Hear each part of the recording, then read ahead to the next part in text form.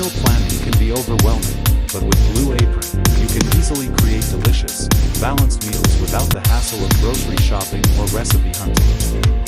In this tutorial, we'll walk you through how to plan your meals using Blue Apron.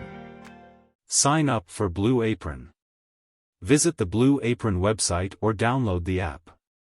Create an account by entering your email and setting a password. Select your meal preferences, such as dietary restrictions and the number of servings per meal. Choose your meal plan.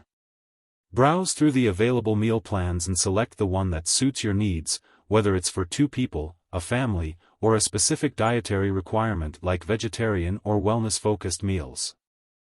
Select your meals. Once you've chosen your plan, explore the weekly menu.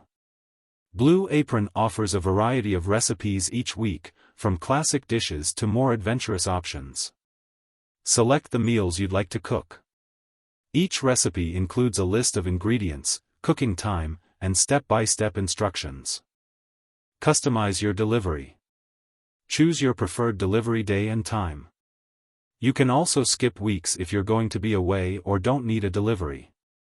Blue Apron will ship all the ingredients you need, pre-portioned and ready to cook.